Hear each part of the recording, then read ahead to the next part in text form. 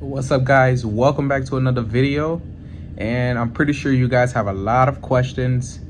You guys are probably wondering, where have I been? And that's what today's video is going to be about.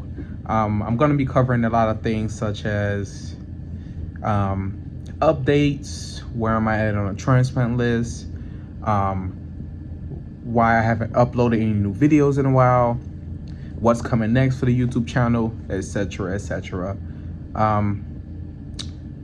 So I'll start off with, where have I been? For a while, since September 2nd, I have been in the hospital. The infection that I have with my LVAD, this is the third time that the infection have came back. So I had like a shiver attack, and it started off as just me feeling very cold, and it could be hot in the room, and I just felt cold. And the next day it happened again, and I was forced to go back to the hospital. So 2 weeks into that stay, I was released. The very next day, I had a seizure in my sleep. I think it was maybe 5, 6 in the morning. Excuse me. Found out I had a seizure in my sleep. There was some brain bleeding that I had. I had a brain aneurysm, and the cause of that seizure was due to the infection in the blood, and it traveled to the brain, and it caused a seizure. And so I had no idea how the seizure happened. I have no idea how I felt. I didn't have any symptoms beforehand. I felt great. And my wife, shout out to my wife, she always take care of me in these situations. And I know it's scary, you know, and she's the real hero. So shout out to my wife. I love you, babe. But I'm confused. I don't know what happened, and it took me a minute to kind of realize what happened to me. And they told me that they had to do a brain procedure to just stop the bleeding. So just coiling off the bleeding. And how that works is they go through the growing, from what I know, and they, you know, stop the brain bleeding, or wherever the bleeding is at. And from there, as you guys probably already know, the situation gets even worse. And if you guys don't know, I kind of get into that now. So maybe a few days after that, when I'm back in the hospital, my son unfortunately drowned. And I'm not gonna get into detail about it. I'm tired of getting into detail. Honestly, I'm exhausted. I'm depressed about it. Like, I'm just tired of talking about it, you know. So those of you who know what happened, know what happened. If you don't know what happened, you can always Google it. Just please don't flood the comments with stuff. And so, unfortunately, when I found out my son was under the water for 30 minutes, and that causes a lot of damage to the brain being underwater that long, I left the hospital again the next morning. And so I went to see my son, and I think I maybe got to spend maybe 3 hours with him. I didn't eat for a few days because I wasn't really hungry. So I was already like droopy and dizzy and in and out, passing out, you know. And so overall, that day was horrible. It was very horrible news to any, you know, that's any parent's worst fear. And so when I get there, as soon as I see my son, I break down. I mean, like, who wouldn't, you know? And you guys who supported me since my son was born, thank you. You guys it hurt you guys as well, because you guys watched him grow up through my TikToks and my YouTube videos and commercials and stuff like that. So it hit you guys too, and I'm sorry, you know. And I'm not gonna get into detail about certain things, but I had a syncope episode maybe 3 hours after being in a room with my son.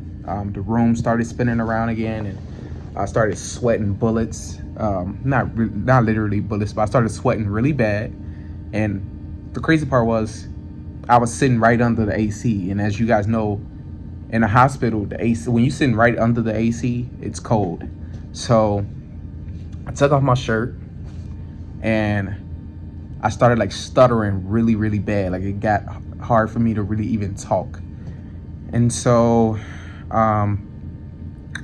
they called the cold blue for whatever reason.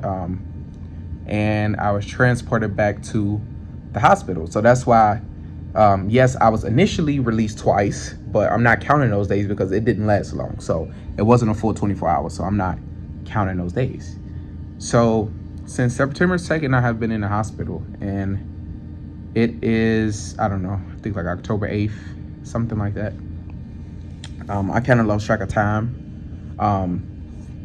But far as where am I at on the transplant list, let's talk about that now.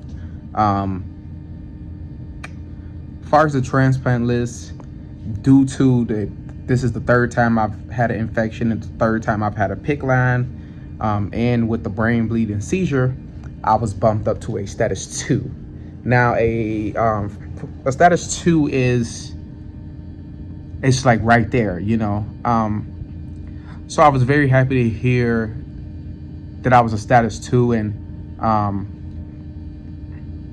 still like it's just so much that hit me at one time, like losing my son, seizures, like it was just a lot for me. It's a lot, you know. And so honestly, when they told me that I was a status 2, that initially means like I could get a heart at any day, any moment, any day, any week. And just wanted to make this video because this video is kind of like the video before the last video, before the transition. And what I mean is, this is the video of me updating you guys where I've been, what's been going on with me. For those of you who follow my TikTok and stuff, you guys probably already know, but if you don't, and you come across this video, sorry, I'm itchy a little bit, then yes, that's what's been going on. And honestly, I know a lot of people probably thinking how that he's so strong, and how do he deal with so many things hitting him at once. And honestly, guys, I've thought about that stuff too. And with the heart surgery, I know a lot of people ask me, am I scared? Because anything can go wrong in surgery. It's not up to me. So I'm not scared, guys, and I'm gonna tell you guys why. And it's not me talking crazy, it's just me being honest. There's two outcomes for someone like me. There is get the transplant, you know, and next steps is the transplant life. Or unfortunately, sometimes it happens, you don't make it during the surgery. And the way I look at it is a win-win for me. You know, the last conversation I had with my son was I promised him that I would take him swimming when I got my heart transplant. And like I said, you guys know what happened. You guys know that that's not the way I wanted it to be.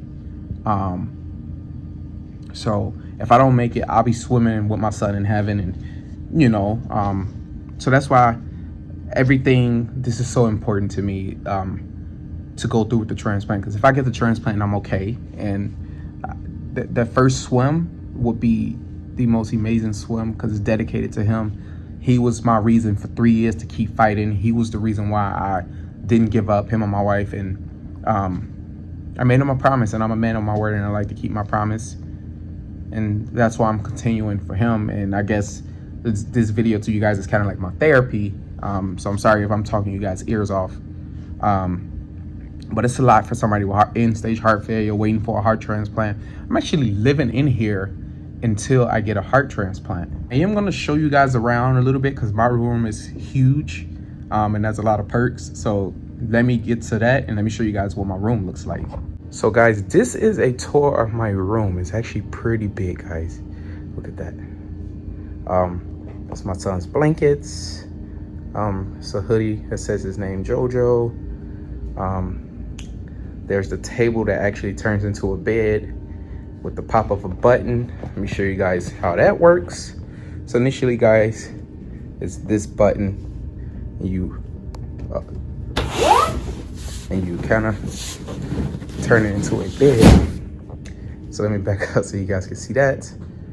I also have a amazing view. I got some flowers there. I don't know if you guys can see that view. Maybe if I turn the lights off, you guys can see it better. This is my view of what it's like at night. I have an amazing view. I get to see airplanes, as you guys can see. It's an airplane. So I got an amazing view, guys. This is my washroom. Let me kind of just give you guys a little tour of that, so you guys can see what that's like. So that is my washroom, guys. It's pretty big. That is my door. And coming back this way, guys, like I said, that's the recliner chair. I even have my PlayStation. Since I'm living here until I get a transplant, why not have the PlayStation so I can watch a little Netflix? Guys, I'm back in my bed, and one of my favorite things is today my wife came to see me and she bought me a gift. And she made this Build-A-Bear for me that has my son's heartbeat in it, and it has a voice message. And I'll let you guys, or I'll try my best to let you guys hear exactly what it says, and then I'll tell you guys what it says, but let me see if you guys can hear it.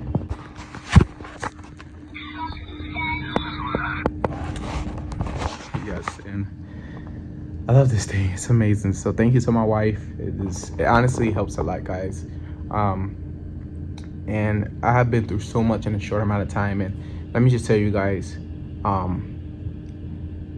every psychologist that I've seen, every trauma recovery team that I've seen have told me that I'm a very strong individual. And the way I look at it is, you don't stop being a soldier because you were wounded in war.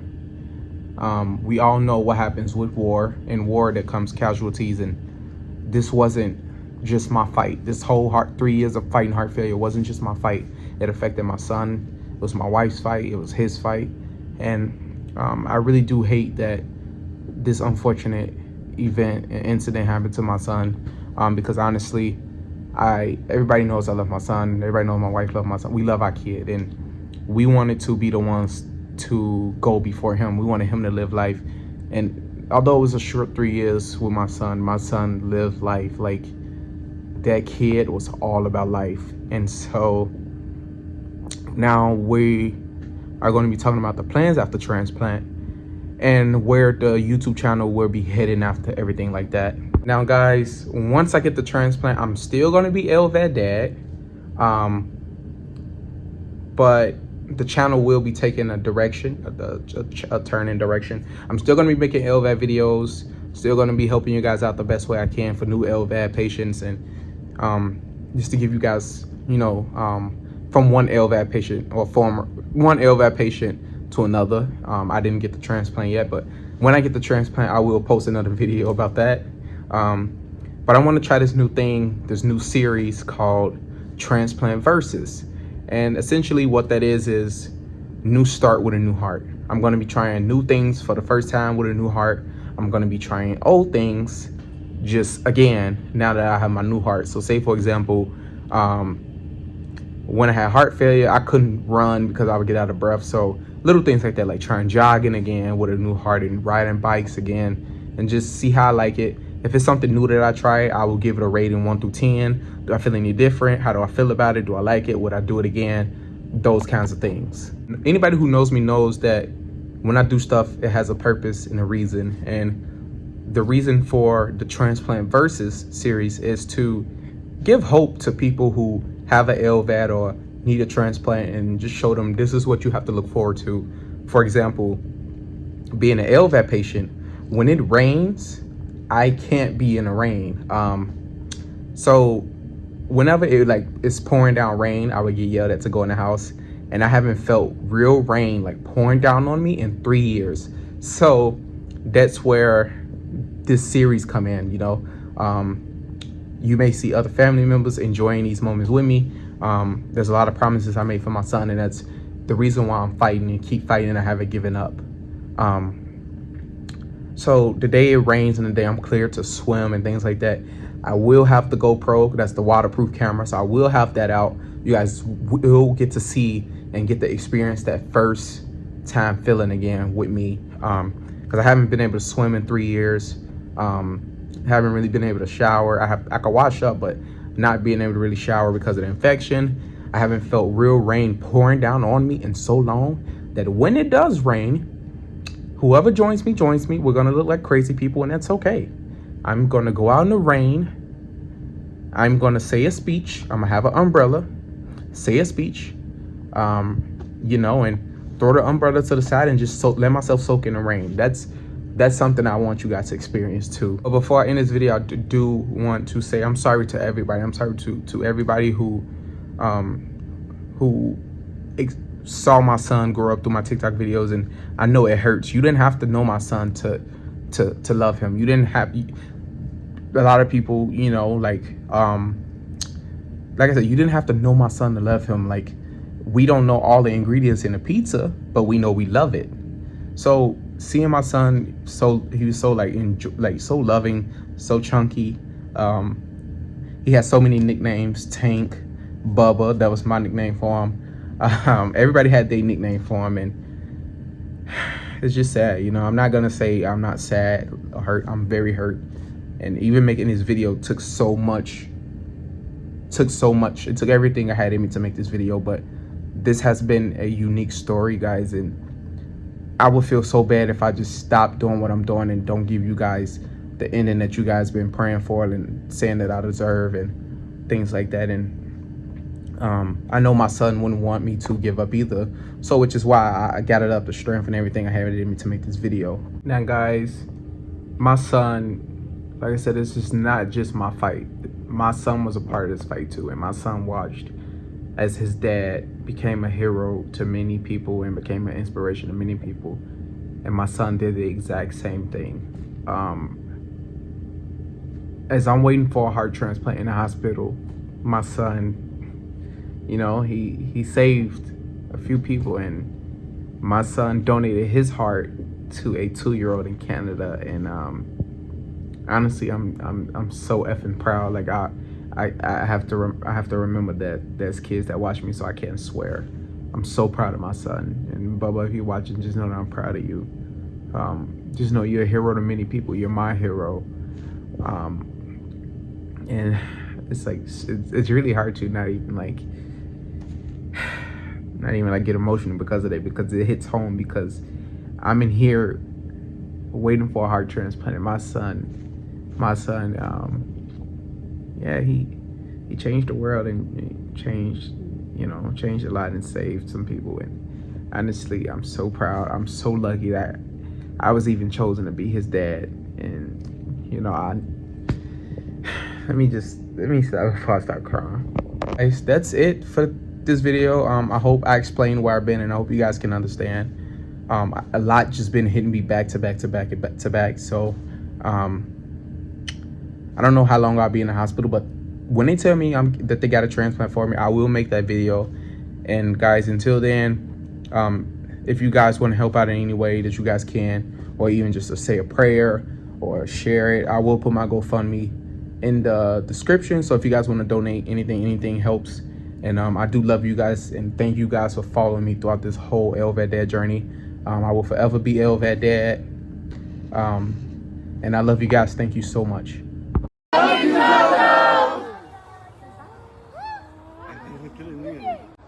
Please, Daddy.